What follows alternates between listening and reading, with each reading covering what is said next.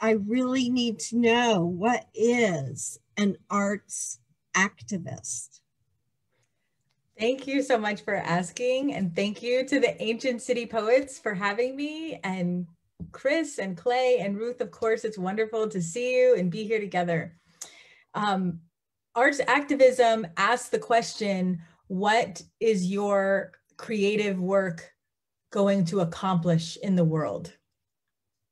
So can we add to the conversation? Can we get people involved in our civic spaces? Can we heal our communities with our creative work? So I have an image that I'm going to show you of a piece that I did that I hope does that. But I think it definitely adds something to consider in our writing practice, to ask, what do I want this piece to accomplish?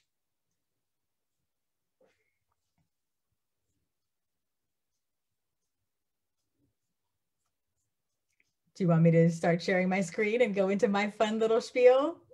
Yes? Okay, here we go.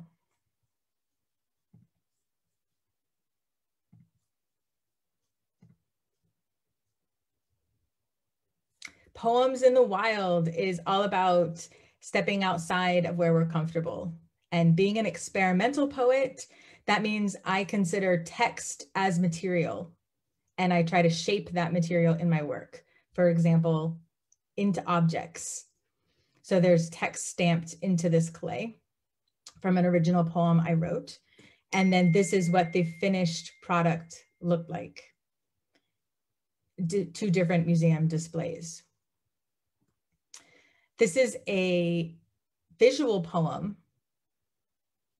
So I'm not going to read it to you. You're going to look at it.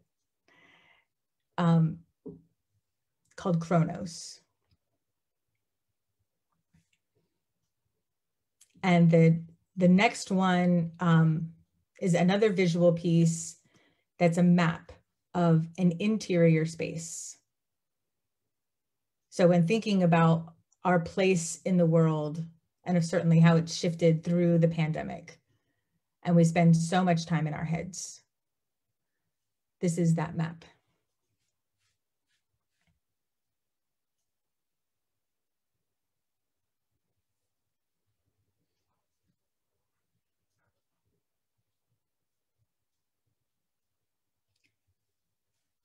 This next piece is both visual and textual, and I will read it for you. Libra season. Thinking about each of the things I might not be here to tell you or teach, I cried eating my oranges.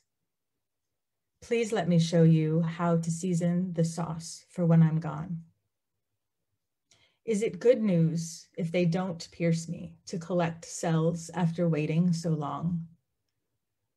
Second opinion, scans not abnormal enough.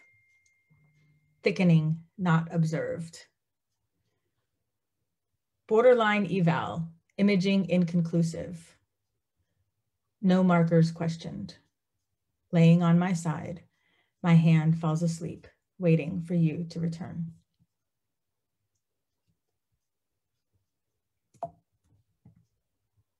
This is the piece that we collaborated with in Eatonville, which is right next to Orlando. Our beloved Zora Neale Hurston is from there. I know you love Zora and her work and her anthropological practice in Jacksonville also. So we collaborated. I worked with a painter, an artist on this piece, and I wrote original poetry to go with it. So the first image is me helping to paint, and then the image on the right is the completed piece. So hopefully this is an artwork, a text, a poem that asks a question, inspires people to get involved in different ways in our communities. I want to show you an Instagram project that I'm working on. This is called Mass Flora Field, and a collaborator from Massachusetts and I are each posting to Instagram. We do not say who is posting what, and we do not alternate one-to-one. So there's not a pattern for you to decode, but there are poetic text accompanying each image.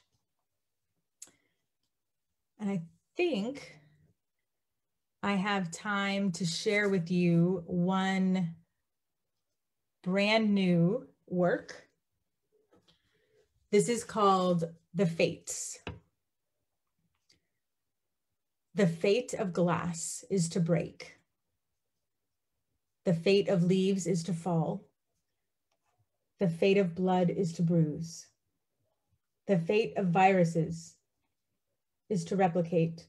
The fate of threads is to fray. The fate of hard drives is to crash.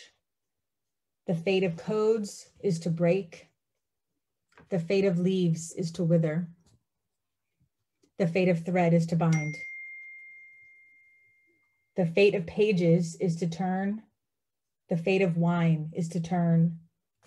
The fate of fate is to turn. Thank you for letting me share my work with you.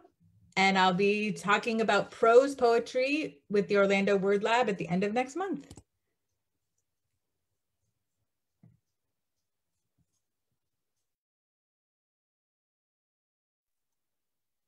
Thank you so much, Nikki. That was wonderful. Thank you. All right.